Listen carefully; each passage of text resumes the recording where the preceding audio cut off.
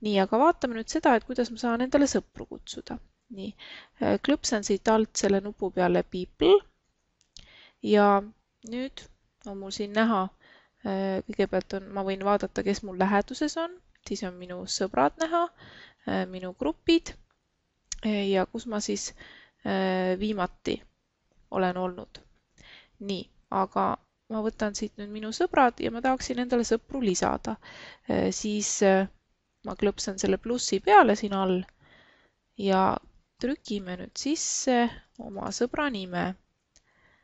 Nii, ma panen siia Sigrid Hammand ja go. Nii, nüüd mulle otsitakse siit Second Life'ist üles, leiti. Nii, ja nüüd ma saan siin ka seda täpsustada. Siin on küsimus, et kas sa tahad mu sõber olla inglise keeles. Ma panen siis eesti keeles. Saame sõpradeks.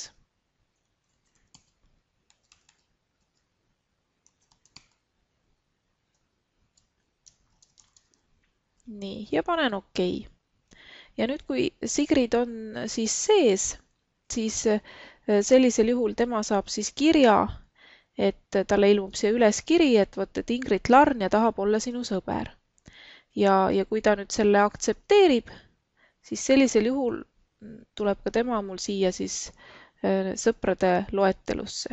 Ja nagu te näete, need, kes on hallid, need siis praegu ei ole online ja näha on, et Karelia on. Aha, näete, Sigrid võttis minu sõbra taotluse vastu. Ma panen okei.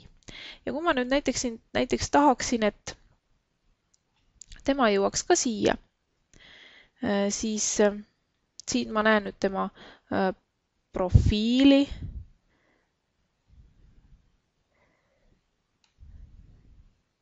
Ja siit ma saan näete, kui ma teen parema hiireklõpsu, siis mul tulevad siin, ma saan ta sõprade hulgast ära võtta, temaga chattida niimoodi omavahel, talle helistada, midagi jagada temaga, teda blokeerida, aga mina pakun talle nüüd teleporti võimalust, et ta tuleks siia minu juurde. Nii, ja kirjutame, et tule siia.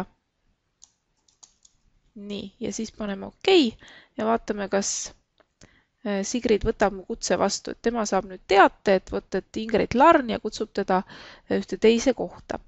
Ja kui nüüd siis, ahah, no näete, Sigrid jõudiski siia. Tere, Sigrid! No, sa oled nüüd minu sõber ja jõudsid siia.